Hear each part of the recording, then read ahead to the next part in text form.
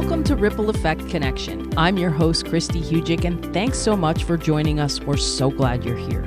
The holiday season is here, and today my co-host Megan Rupp and I are excited to share our go-to tips for staying healthy, happy, and nourished while soaking up all the special moments with family and friends. Get ready to enjoy the holidays with less stress and more balance no matter what situation you might face. Let's dive right into our favorite tips. All right, Megan, you're here, and we're going to discuss and break down a hot topic that's on everybody's mind here as we head into Thanksgiving and then the holiday season. Yeah, I'm excited. It's my favorite time of year right now. I would also say that this podcast is going to be a product, at least from my end, of people learning from my mistakes. I would agree with that. Let's just say I'm a big fan of holiday parties, and I've definitely made my mistakes as well in a fun way. They're learning opportunities is what we're going to call them. Exactly. There are no failures, just learning opportunities. That's the way we're going to look at it. So we're talking about how to make your holidays. My theory is you don't have to everything is just predicated on I'm going to go completely off the wagon, and then no matter what, I'm going to reset January 1st. That's the general public view of this. But I don't feel like it has to be this way. I feel like you can have a good time and still have some indulgences, but not go completely off the rails. And I agree with that. It's about balance. When I used to work in gym management and personal training, and I'm sure you would hear this too, they would say that the average American gains up to 7 pounds during the holiday season from Thanksgiving to the New Year. And then in January, they lose 5 of it. So it's that's a wash. So if we could, I'm not talking about weight gain or weight management here, but maybe let's just make healthier choices balanced with other choices. And then you don't have to work as hard if you don't have to start from scratch is what we're going to say. Exactly. And I think too, what it is we're going to try to hit all the different situations that you are all going to face, right? Mm-hmm. So that's, I'm doing the cooking. I'm going to family's house and I'm bringing something, and then there's the holiday parties. Do you want to comment on those and kind of what those are like and the different situations you've been in there? Yeah. I mean, I used to host, and I still do, but I would say pre-child, I would always host a Halloween party and a Christmas party. Basically, I'd bookend the holidays. And you know what? The Christmas parties, holiday parties had a lot of food, booze, great people. And it was just do whatever you want kind of thing. And you wake up the next morning, you're feeling rough. And I just think that there's a way to balance these so that we can have the fun we want to have around the holidays, but also maybe not pay for it for a day after or even weeks after the older we get. I know I myself am paying for it a few days after nowadays. Exactly. And there's a way to do it a way to do it, I think, when you're hosting. I think hosting is obviously the easiest because you have control of the menu, right? Yes. And so I think I've hosted, quite a few times in the last 8 years of kind of being on some kind of different eating protocol, whether it was Whole30 or whether it was, something that was closer to AIP. And I can't speak for everybody who came to our house, but I'm going to go out on a limb and say I've made things that were AIP compliant that no one knew were AIP compliant and no one complained. So there are recipes out there. They can be paleo-ish, they can be Whole30-ish that some of you might be, or AIP-like, and some of these recipes are delicious. Yeah. There's a way to make these recipes, these classic recipes, healthy and nourishing and delicious. I mean, even alcohol comes into play a lot with the holidays. There's a way to make that and desserts even better options, better choices. So it's a great time to be alive during the holidays from a health perspective and a fun perspective is how I feel. There was one year where we did Thanksgiving, and Melissa Urban has this book that was about, hosting parties and kind of like a friends and family cookbook type of menu where it's all about things you could cook and you were hosting and they were Whole30-ish. And the one year I made this punch that she had that you could make. And we made a big thing of it. And there was also wine. Do you know that punch, which by the way had 1 million ingredients, it was not easy to make, but it was a complicated delicious. punch. It was complicated. It was not a simple punch, but that was gone by the mid part of the day, mid part of the party or meal, and the wine was still there at the end of the night. That people loved the punch so much. Well, I was definitely not at that party then, because I think I would have just mixed the two together. Well, some people did. I was going to say that. The people that did want alcohol, how they handled it, it was like a sangria. Yeah. How they handled it is those people did put a little bit of wine in their sangria if they wanted it. But because it wasn't already mixed, it was interesting because they really wouldn't put that much. So they did modify that. Yeah. So if it worked. That's the bottom line. So the bottom line is if you are seeking a way to not fall off the rails and still have something delicious and healthy, and it can be done. Is it a little bit of work? Yes. But let's talk about first what I think is the hardest to navigate, which is a holiday party. All right. Mm-hmm. So I know my first rule or tip is going to go hand in hand with what you're going to say. I'm going to tell you, do not go to a dinner party hungry, meaning do not go all day without eating. I told Megan this example when we were planning the podcast, and I used to. And this is a time when I was not metabolically flexible and was not capable of fasting for a long period of time and not being famished. Now I could do it because I've done that. I would go all day and be like, oh, I'm going to have so much good food at this party. I'm going to save all of it for that. And then what would happen is I would go, and I would be so hungry by the point of the party, I would overeat the appetizers and then just overeat in general by the end of the night. So what's your tips? Because I know I don't want people to make that mistake. See, I love that story because it goes into the first tip that I think makes everybody very successful of, like you said, don't go to a dinner party hungry. Don't just not eat all day to save up for those calories later because you're going to be fighting a battle you may or probably won't win. So I will tell you that my tip is to pregame. Now, this is not the pre-gaming of Megan when she was in her 20s. Megan now pre-games with protein as opposed to tequila shots. I'm not saying I'm perfect. We know we love our skinny margaritas.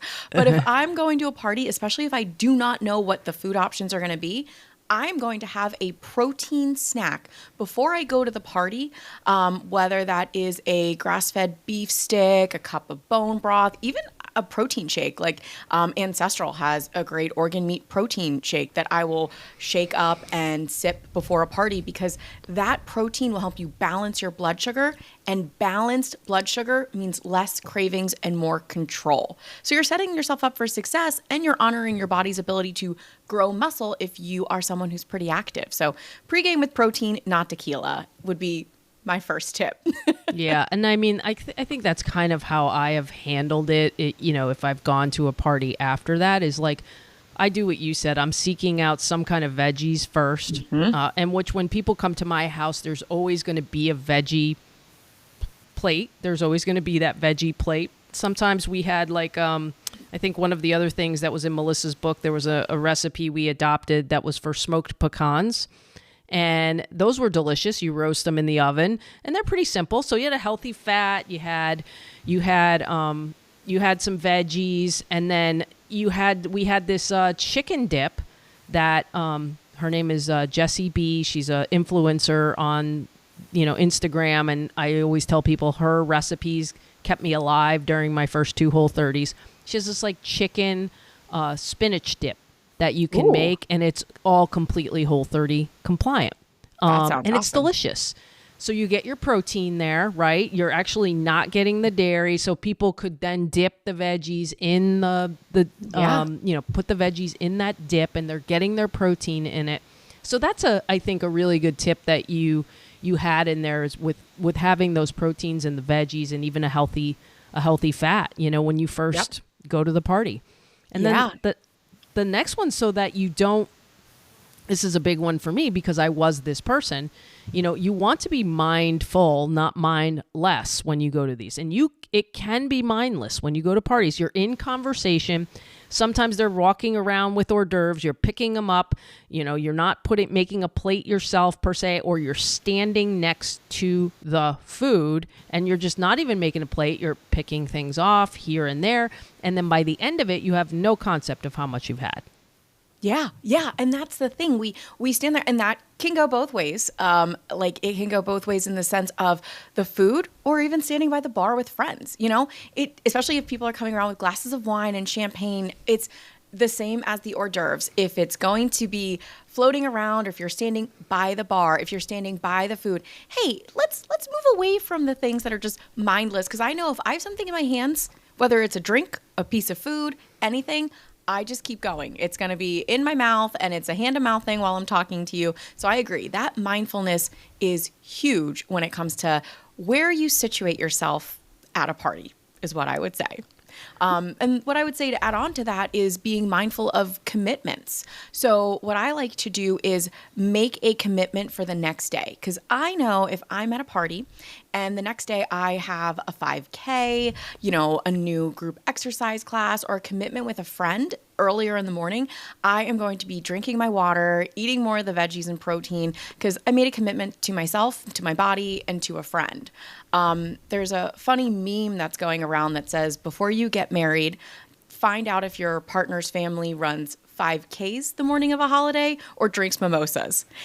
And for me, I'm like, why don't you do the 5K first?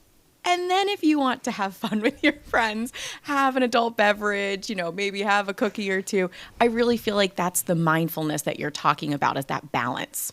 Yeah, it's definitely, and the 5K way is to have a beverage, and a cookie afterward, yes, right? It's if I run a 5K on a holiday, that better be waiting for me, actually, please. Yeah, it's a pretty good way to do things. And I think, like, when I played basketball in college, one reason why I've never overeaten at Thanksgiving is that because I was trained back in the day, I knew we were going to have the hardest practice on the planet the day after Thanksgiving, because we were going to be tested to see if we were sluggish and we ate too much that day before. And our coach used to say, turkey has tryptophan, and she used to say turkey makes you stupid, so point guards can't have turkey. And anyway, we had big jokes about it. But let me tell you, if you ate too much on Thanksgiving, you would pay the next day. So it's like you said, there was this commitment, and to honor my commitment and honor what I have to do the next day. When I had to go to practice and drive back to school that next day, it was never, overeating on Thanksgiving was not a passing thought. So yes. I can understand that, and I can understand that. And then, the enjoyment, but being mindful can still happen, and I get it. You get carried away in conversations. And like Megan said, I think just taking those things out of your eyesight and your eye line, and then understanding, especially when we're talking about food here. Yes, of course, food brings people together, right? But remember what I said. Food brings people together. It's a way to celebrate, but there's no rule that says the food has to be the absolutely most detrimental food to your body, okay? If you remove the food and the people were still there, you would still enjoy yourself. You would still have that connection. So sometimes it's good to just have that moment of pause and just say, you don't really need the alcohol to celebrate, friends. You can have a club soda with lime, and it's still a celebration. Yeah. And I in my practice with health consulting, I talk about that with my clients, especially this time of year, because they'll say, I'm going to a family's house or a friend's house, and there's a lot of alcohol or food, and they're in a time of healing. And I tell them, I'm like, it's okay to tell your family you're taking a break from gluten, sugar, alcohol, just because it doesn't serve you. You don't have to tell them, I can't have that, or I don't want that. You can phrase it of just, hey, right now I'm in a season of healing. I'm just trying to feel better. I got to wake up early tomorrow. I've got some goals to do. So right now I'm staying away from alcohol, sugar, gluten, whatever it is that you're trying to better serve your body and yourself. And there's no shame in that. And the right family and friends will applaud you for making healthier decisions, in my mind. Yeah, and no thank you is a full sentence. Exactly. People should understand. Yes, it's a full sentence. And what you decide to say and how much you decide to disclose may be may be dictated by the person that you're talking to. And that's obviously everybody's personal choice of how you deal with it, because there is a stressor. Because the other thing, I know we weren't going to talk about this, but I think it's maybe a good spot to bring it in, that sometimes what do we do when we're stressed? We eat, or we may drink when we're stressed. And sometimes the family dynamic creates stress, right? So you have to figure out how to deal with that. Yes, I love my family. I love my friends. I have an amazing circle, and they still stress me out. And I'm sure I stress some people out. So finding some stress relief before you go somewhere, that's huge. Like, that's so huge, because if you're constantly, like you said, hitting the food or the wine or the champagne or the cookies, you're probably looking for a dopamine rush as a response to that stress. So maybe find another dopamine rush, especially beforehand or after it. Have something to look forward after. Maybe you're going to go into your sauna blanket after. Maybe you're going to watch a cheesy Christmas movie with, your kid or, your best friend or your partner. Find something that produces that dopamine so that you don't have to rely on the quick hit of sugar, alcohol, the unhealthy stuff. I agree. That's a great point. Yeah. And I know we're talking about, kind of bringing in, like, we're kind of in the other scenario now where we're talking about, let's just say you're going over to another family member's house for a gathering. What should someone do if, let's say you're me, right? What advice would you give me if I'm eating a certain way and I know there's specific foods that maybe I'm needing to avoid? Like, what do I do? We hear this all the time from patients and clients, and there's that panic of, oh my God, I have to go to my sister's and she doesn't eat healthy at all. Like, what do I do? What do I do? This is such a pivotal question here. And I love my family, but I find myself doing this with them too.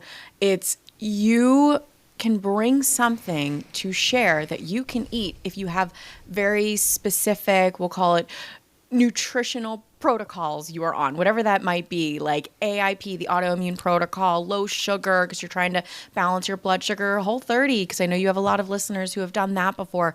That's the moment where you can make something and share it with your friends and family. And then there's going to be at least one dish that you can have that you're not going to have to question the ingredients, because you made it and you brought it. And from point A to point B, it has the food you can have, and it's going to nourish your body as well. So don't be afraid to bring something that is compliant to the way you want to eat in that moment. Yeah, for sure. It's a big one. And I get it. It is an uncomfortable feeling, right? Especially if you're not sure what that other person is making. And the other tip I would give is just, depending on whose house you're going to, sometimes you can safely have that conversation prior to going and say, hey, hey, Janine, what are you making for the party? I'd love to know, because I'd love to help. I'd love to be able to bring something. And then even if you weren't asked to bring something, you can offer to bring something, especially if you're hearing a bunch of things that are like, ooh, I can't have that. Ooh, I can't have that. And you don't want to be rude. So if you do have that one thing you can eat, and sometimes, maybe have some emergency protein in the purse. I've done the meat stick thing and had that as a pinch, just because there's going to be some vegetables, I hope, that you can have, right? So having emergency protein, like, that's always too what I'm offering. Like, oh, how about I make that? Like, I've made that dip a bunch of times when I've gone to people's house, because God forbid that's the only protein I can have. At least there's spinach in it, there's chicken in it, you're getting healthy fats in it. Like, you're actually getting a well-rounded snack there that you can fill some space. So I think the other rule that I've always had is, if you do choose to indulge, let's just say you decide that, okay, it's worth it, I'm going to have some things that maybe I don't normally have, and you're indulgent. I like to bookend those meals with healthy ones, meaning the meal before and the meal the morning after. Like, don't go off of a wagon where you're going 48 hours straight of eating just horrendous food, because then you're really not going to feel good. But if you have that indulgent meal, just try to bookend these gatherings with healthy meals. Yeah. And that's the thing. It's that I'll start on Monday mentality, where we have that party on Friday and you eat we'll just say not to your health standards. So then you're like, well, I might as well go to Saturday brunch with my friends. And then Saturday brunch becomes Saturday night pizza and then no workout Sunday. And it's like, whoa, whoa, whoa. We didn't need to throw the baby out with the bathwater here. Like, let's pull back. So that is an incredible tip, Kristi, because let's just bring in the healthiness surrounding that meal. We don't need to just go and throw everything away until 2025. Like, come on, we're better than that. Yeah, and I think we talk about also the alcohol content, right? So this applies to the alcohol too. Like, for me, it's like I've learned over time that, yeah, I may be going to have, a glass of biodynamic natural wine, which I'm always bringing to a gathering so that I can have a drink of wine with my family, a toast or whatever. But keeping the alcohol content low in general is just going to help with everything. Your rest, even if you do have that meal that's a little overindulgent, having the alcohol with it is definitely not going to help you. Yes, and the alcohol topic is huge because whether we are choosing, so not all of us are choosing to pause alcohol entirely. Some of us want to go to that party and instead of the cookies, they want a couple glasses of champagne. And again, there is no judgment. Let's just do this in a mindful way. So like you said, let's keep the alcohol content low, but also keep in mind there are certain forms of alcohol that are better than others. And I always like to remind ourselves the things like the craft beers, which, I do love. I'm not going to judge that, but the craft beers are huge in the fact that they spike our blood sugar. They contain gluten and toxins. Try to keep to that biodynamic glass of wine or maybe a gluten-free organic tequila with club soda, vodka and club soda. And let's not forget, even if you're making these healthier alcohol choices, there's other things that go into how alcohol affects your body, specifically drinking enough water and electrolytes, because alcohol is a diuretic and it can dehydrate us, and making sure you're eating enough before you drink so that your body doesn't, we'll say, respond as negatively to the alcohol you're consuming. Those are great tips. And I speak from experience. And I think that also, the earlier in the day you can have your alcohol. So let's just say you're going to a gathering and it's starting at 5. If you can have a drink or two when you first get there and you're getting your pre-gaming with your protein and all that. You've pre-gamed with your protein and you're reaching for the veggies and the protein and the fats that are the healthiest in the, the hors d'oeuvre fashion. And you have a couple of those drinks early, but then you switch over to say club soda or water, that's a good way to do it too, is that you can have your alcohol early. It's not going to affect your sleep and digestion so much that it's detrimental for the next morning.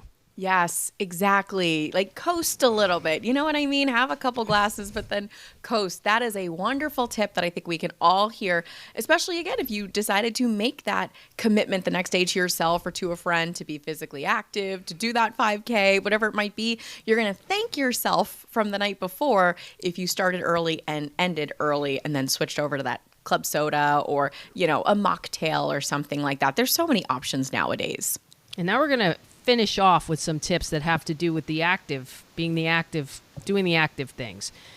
One huge thing, and obviously, I'm not reinventing the wheel with this tip because this tip is always a great one for blood sugar regulation in general, but taking a walk after dinner. So if the gathering's at our house or even if it's at another family member's, I'm always encouraging everybody, hey, let's go for just a walk.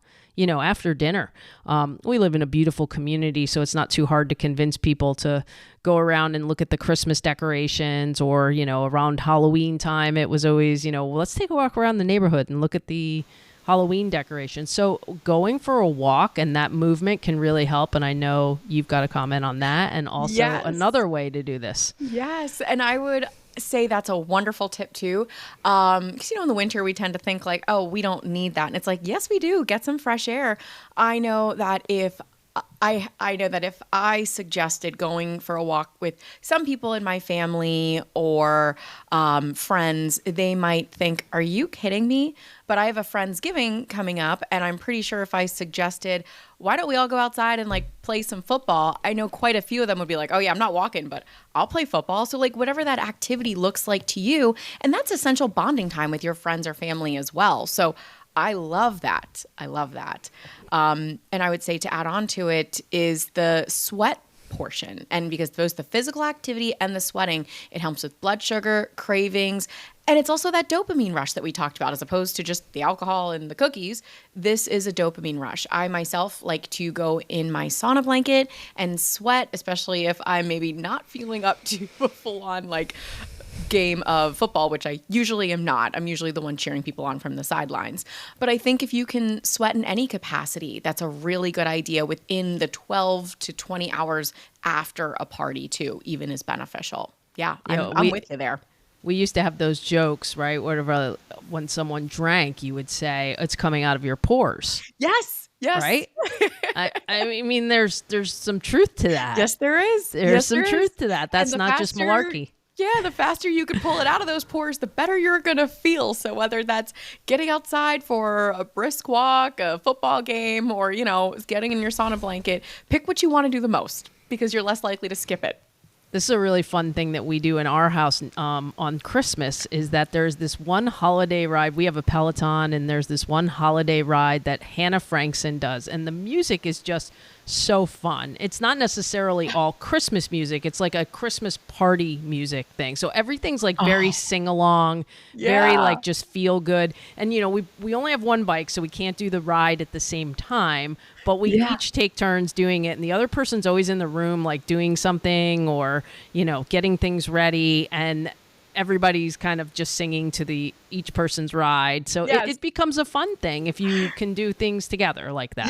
Yes. It's actually, that's really funny because when I used to have my holiday parties, again, before pre-child, back in a little bit my younger days, we did an ugly sweater party, and halfway through the party, we would do a pull-up, push-up competition. I don't know why. We did it one year, and then from then on, it was a pull-up, push-up competition, the men's division, the women's division, and it just got everyone to stop, like, this is going to date me, but playing beer pong and eating cookies, and they were just like, all right, let's just do something. It was fun. It's whatever brings everyone together, but also maybe makes you sweat a little bit. I love that. And that's a Peloton ride. It's a competition. Like, we can get creative there. Yeah, well, I can't, go anywhere near his output on the bike, but I always love getting on the Peloton it's always so fun anyway. But yeah, the music makes it, the music is fun. Yeah. So that's what we're saying, just be able to share and bond and get somebody to get a friend to participate or your significant other. And it's fun. But I think the last tip's probably the biggest one that we're going to end on. This is the most important thing about the holidays. Yeah. And I think, Kristi, you and I as friends and coaches, we talk about this quite often with ourselves and with the people we coach. And I would say that it's giving ourselves grace and forgiveness. It's not just grace, but it's also forgiveness. These are the holidays. They're fun and amazing and incredible, but they also can be difficult. It can be tough times too. It can be stressful. We're running around, we're doing a lot. And, remember to love yourself and forgive yourself, especially if you fall off that wagon or you don't meet your goals. Tomorrow's a new day. The sun's going to come up and you're going to still be that person in your body. And the big thing is the stress and the shame that you might feel from the decisions you make sometimes is going to hurt yourself more than the actual decisions you made, because we know the effect of stress and shame on the body. So you're always giving me great advice about this. So please elaborate if you can. Dr. Cole's always been really great about saying that the stress of not having the food can be worse than having the food itself. Absolutely. And that is true. And how we treat everything with each other and how we treat it with clients is that everything is a learning experience. So no matter what happens, you're going to learn something. And it might be, hey, I'm really proud of myself because I've never been that mindful of what I've been doing. So hopefully they listen to our podcast. And I'm a big believer in planning plus preparation equals success. Yes. And that if something is truly worth it in the moment, and that's what you decide to do, then you you're not going to feel guilty about it after. You shouldn't have guilt or shame. Now, does that mean you would say you would make the same decision again based on the results? Maybe not, but maybe you would. So that's really, I think, how to do it, and get the judgment out of there. Get the judgment out of there and just enjoy your families. Be grateful for what you do have. There's plenty of people that the holidays are harder than others, and I know that, and my heart goes out to them, because the holidays can be a really difficult time emotionally. And so it's give yourself grace, give yourself a big hug, be around those you love and hug the ones you love, and just, get the natural dopamine hits. Yes. The natural dopamine hits, and yes. get a bunch of serotonin out in the world, and you know. Yeah. It's, and I used to have like clients in the gym. So this is again years ago, where somebody would be like, oh, it was like time lost because I wasn't working towards my goals. And I'm like, first off, it's not time lost if you're with your family or your friends around the holiday. But I said, don't think of it as time lost. Think of it as wisdom gained. You learned your lesson. You overindulged. You didn't make the best decisions. But think back, like you said, and I love this advice you give to people. I hear it all the time is, okay, well, look back. Why did you make those decisions? Let's plan and let's prepare for the next time around. There's your wisdom right there. You know what I mean? It's a learning experience. For sure. We're always learning. And that's why we're sharing with all of you, is because we've learned from our experiences. I mean, it hasn't always gone well for us. This has not been our blueprint. We hope that this podcast can help someone else kind of make a plan going in and say, look, there's no reason why I have to say, okay, I know I'm going to be off the wagon for the holidays, but man, January 1st, I'm going to get back at it. Doesn't have to be like that. You can still have your fun and your good times without being completely off the wagon. But if something goes awry, you reset, and tomorrow's a new day. Get yourself a healthy meal the next day. After that, get back to things and what serves you right. So Megan and I wish everybody a happiest of holidays for Thanksgiving, for Christmas, the New Year's. All of them are going to come fast and furious. And of course, we've got some podcasts in between, but we wanted this to be your blueprint, right, Megan? Yes. And you know what? For anybody who falls off, we're going to be right here with more episodes on how to get your butt back on. So we'll be here. And likely going to also have something available in January for you and your friends when you do have to reset, because it's not a horrible thing to do a reset every January the way the world is. And of course, if you have indulged over the holidays, there is going to be an option. There's going to be a way to reset. So stay tuned for that.